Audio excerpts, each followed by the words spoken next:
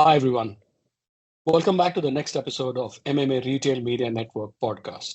MMA is keen to help marketers to know more about RMNs, what's driving the growth, what are the best implementation strategies, and how do you measure effectiveness of retail media network investments. We are delighted to welcome Arvind for today's episode. Arvind is a Chief Business Officer for McDonald's in India. Thank you, Anand. Delighted to be here. Arvind, it's a pleasure having you, and thank you so much for your time. But of course, I've been a part of the MMA board for quite some time, and marketing, the whole retail media network is one of my passions because I've seen it Mm, grow from its very early days to what it is now. So I'm delighted to talk about it. Thank you. Arvind, food delivery business is very important for your business. And I believe you've been working closely with partners like Swiggy and Zomato. What's been your experience in dealing with retail media network? Right. I think the last 4 5 years have seen a very different growth trajectory as well as food delivery is concerned. Pre-pandemic, the contribution of this channel was about 25% to our overall business, but Mm, right now it has stabilized about 35 to 40% of our business. So suffice to say that it's become a very integral part of our business in the last few years. And it's also, come a long way. In the initial days, it was more about being a sales channel, and the focus was how can it be a sales channel, right? But it's mm, matured, I would say. Of course, a lot needs to happen for further as far as the two platforms are concerned. But it's fair to say that it's matured since to be a strong retail media network, a great option for marketeers to build brands, as well as being a very important sales channel. So it's come a long way. They have come a long way. great. In the early stages of adoption, what were the biggest challenges that you faced? I think attribution. In the end, uh, when we have, there are two metrics we have to evaluate any medium by. One is attribution. Through attribution, uh, has it delivered the sale? Second is incrementality. What would happen if we hadn't invested in it? Or rather, if you invest dollars behind it, has it given incremental revenue? So I think a lot of it initially was about measurement, right? And we used to have some benchmarks for every dollar. We need $5 incremental revenue or $6 incremental revenue. That's a kind of a 6:1 or 5:1 ratio we used to work in the initial days, and that it worked well. That it helped build confidence in these platforms, and of course, over the past few years, we we have even launched brands exclusively on these platforms, which Mm, goes to kind of testify how strong these platforms have become in terms of full funnel marketing. mm, great. Arvind, I also believe that you've seen clear evidence of effectiveness of retail media network for full funnel instead of focusing just on conversion. Will you be able to share your insights or learnings, please? Sure. I think it can be answered in two ways. First is one of the gold standards for measuring marketing effectiveness is a market mix modeling. And we have been doing several studies on market mix modeling across all our platforms, media platforms, ranging from TV to YouTube, to retail media networks, outdoor, and so on and so forth. Literally all our media platforms. And the evidence is quite clear that there is strong incrementality as far as retail media networks are concerned. And of course, in the sense they play a very important role in the overall media mix, right? I can't advise brands to use only retail media network as a platform, Mm, but every media brings to the table their own strengths and opportunities, right? And retail media network has proven that it's a very strong part of our overall media investments, and the market mix modeling results gave us a lot of confidence that this is the right way to go.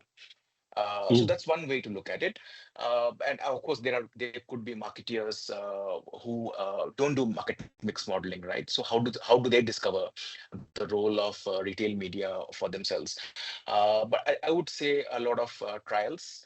The best way to discover the effectiveness of a medium is trials, small scale trials. You could pick up a geography and try a different set of tactics, let's say for launching new products, and see for yourself whether retail media networks are giving you that level of incrementality. So I guess it's a combination of studies like market mix modeling or pilots that kind of give confidence to a marketer to even invest more and more in these platforms. Excellent. So, among all the objectives that you have, which is expanding the user base, increasing the cart size and lifetime value, and conversions, how do you utilize retail media networks differently for each of these objectives? Sure.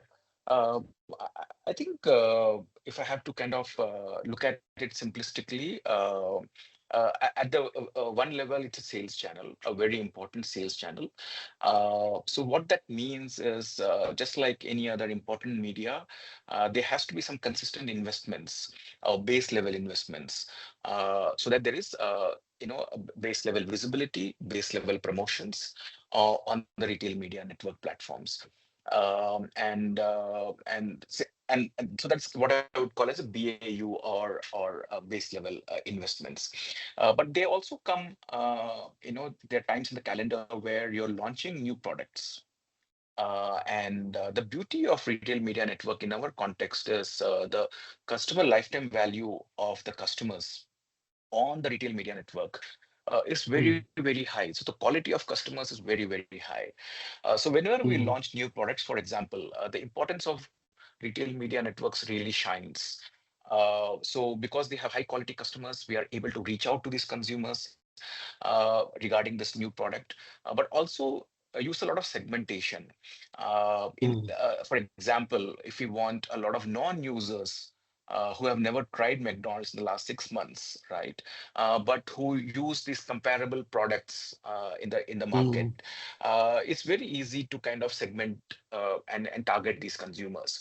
And hence mm. introduce a new product to a whole new set of consumers than what you have been able to do so far. So broadly speaking, there are BAU investments to ensure that your sales goes along as per plan, but also this time to time large full funnel activations when new products are getting launched or so on and so forth. Great. Thank you so much. What specific purposes retail media networks serve that other media cannot? So they're unique in a few aspects, right? First is they are the very fact that a lot of high quality consumers are there in retail media networks. In our case, Zomato and Swiggy. So whenever we have programs that need targeting to high quality consumers, they become a strong option apart from other media platforms. And like I briefly touched upon earlier, their capabilities of segmentation are very, very strong. And depending on your objectives, you can really go after broad reach campaigns or segmented campaigns or a mix of both to make sure you're reaching the right audiences. Again, this is a capability not all media platforms offer Mm, in general, and strong measurement. And I think in the end, you put dollars and you would want to measure the incrementality, after the investment. And I would say while a lot can be done, there is reasonably strong measurement on all of these that gives further confidence as you go to kind of try out new tactics to use these retail media networks. So in those ways, I think they really shine and stand out from all the other media, and always give a reason for the marketers to invest behind retail media networks. thank you. How do you manage multiple retail media networks in terms of reducing the duplication, or increasing the efficiency and effectiveness? Great question. I think it's more of a work in progress. Fair to say that the platforms have a large set of consumers, common consumers, and that does poses a lot of challenges. But fair to say also that each of these platforms have their own strengths. No strengths, you can look at it from a geography perspective. Some of these platforms are strong in geography A, the other platform is strong in geography B. So that's one way of approaching that. And then there are, some of these platforms are uh, quite different. In our case, Zomato and Swiggy are quite different in terms of the way they are structured. Zomato has a dine-in and delivery use case, whereas Swiggy is largely food delivery. Mm. And end of the day, McDonald's is a omni-channel brand, and for us, dine-in is as important as delivery. So some of these platforms offer very unique opportunities, the way they are structured. I think while yes, there's a strong or a large overlap of customers between the two platforms, but also there are strengths, be it in terms of geography, be it in terms of what the platforms bring to the table, that allow us to kind of tailor the programs for each of these platforms. For your business, time of the day and day of the week targeting is very crucial. Yeah. What interesting trends have you seen while working with retail media networks? From a BAU perspective, I would say that a large part of the ordering happens over the weekends. Friday, Saturday, Sunday is very, very important, especially the dinner day part.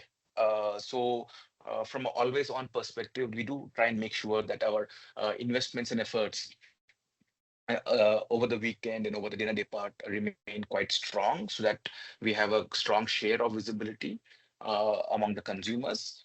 Apart from that, I think it's also over the past, I would say 5, 7 years, the food delivery partners have really gone to smaller, even small locations, small towns in India.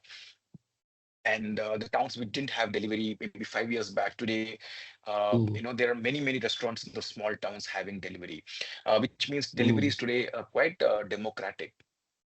So what that again, that gives a whole new set of opportunities for brands like us when we open stores in tier 2, tier 3 markets, how we can leverage delivery to be a very important convenience driver for consumers. So there are opportunities, evolving opportunities, I would say. Right now, the opportunity is quick commerce. And India for the past few years have been seeing a big quick commerce wave, where a lot of Mm. consumers want their orders in 10, 15, 20 minutes, right? Mm. And McDonald's is actually very well placed in terms of serving orders very, very quickly, given the processes Mm. that we have. So again, how can how can the brand tap into and ride this quick commerce wave is the, let's say, the most important latest imperative. I think as we go, there would be these changes or improvements or trends on food delivery that the brands have to latch up to and really ride. Great. Do you think brands are utilizing the opportunity of personalizing ads at scale due to first party database and technology? Definitely, I think there's an increasing trend. Definitely, I would say even more definitely, there's an increasing awareness that Mm. this area gives a lot of scope for growth, because marketeers are under pressure for growth, and they have to look at things very differently to deliver the next level of growth. So personalization at scale is something that there is a definitely a technology suite available to deliver that. There's awareness about that. I think more and more marketeers are wetting their feet in terms of Mm. trying a few pilots so that they can make the business case to the management as to, for investing more and more ad dollars. Uh, but I think still a long way, we need to go a long way to kind of really get the best out of this. Because a very important component of this setup is first party data, having high quality first party data at scale. And Mm, again, there are a lot of efforts across the industry to really make sure there is high quality first party data and analytics on sitting on top of that. So because that is one of the engines that drive personalization at scale for retailers like us, for example. So there's definitely greater awareness. There's definitely a lot more confidence than it was 3, 5 years back. But I think more needs to be done. A lot of the technologies are prohibitive. I would say if we really want a lot of usage of these tactics, the costs have to be much more lower so that a broader number of businesses and brands can use these solutions. Unfortunately, I mm, think we are still yet to see a democratization of the costs as far as some of these mm, solutions are concerned. So when I talk to my counterparts, I see a lot of usage being limited simply because the solutions are too expensive. mm. But I'm optimistic. I'm optimistic. I think there are many self-serve platforms coming up, which kind of dramatically reduce costs. And I think that would be the big frontier. I would say, as we make the solutions democratic, you will see a lot more marketeers coming about. Great, thank you. How do you define success? Is it ROAS? Is it new user acquisition? Is it cart size, lifetime value? What are your favorite metrics that you monitor on a regular basis? I would say at the what we call as the input level, very important to see whether you're adding new consumers, whether the base is expanding. I think for a brand like us, growth in penetration is one of the key drivers of long-term growth. The Mm, other key input measure is share of, I would say, views. Different retail media networks have their own measure, but essentially, as they launch the store, your store, let's say a McDonald's or any other brand, what is the share of views, right? Is it growing? So that's, I think, very key, two important input metrics, I would say. At the outcome level, I think it's very important to measure incrementality, wherein is every incremental ad dollar giving you the incremental revenue that you desire. I think that is very, very crucial. You have also market share. I also look at our market share in these platforms, other market share on a growth trend, because again, mm, that's something for a brand like us, for a leader brand like us, growth in market share is very, very important. So that mm. kind of sums it up what I look at it from an input metric and an outcome metric. Great. What are your expectations from retail media networks to develop a sustainable long-term partnership? I think two things can really help the further growth or maturing of the retail media networks from where it is. And I'm sure they are headed that way. First is high levels of transparency. Mm, I think whatever data you see, they should be like plug and dashboards wherein you are able to see the performance of the campaigns and figure out real-time fixes as we go.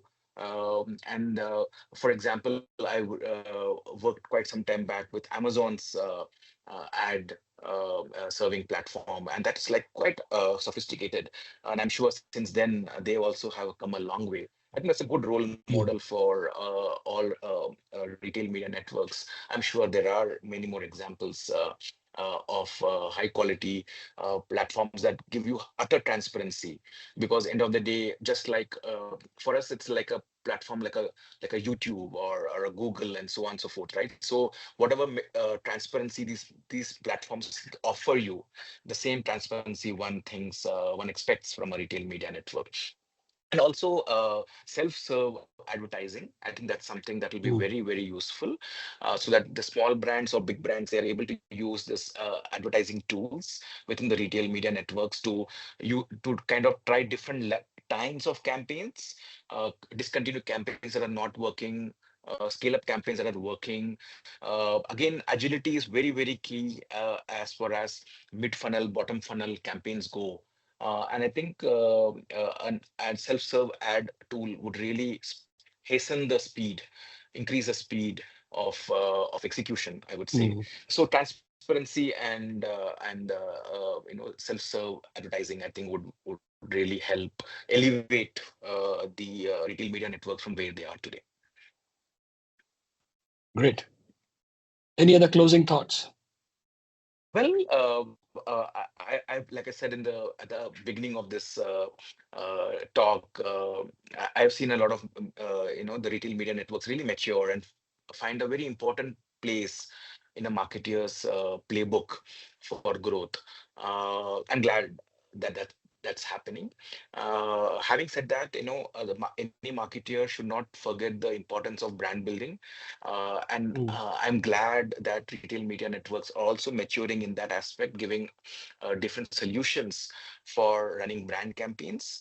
However limited it is, it's very, very important because it's not just about performance marketing or bottom funnel marketing, but it's also the full funnel marketing, which is very important for long-term growth.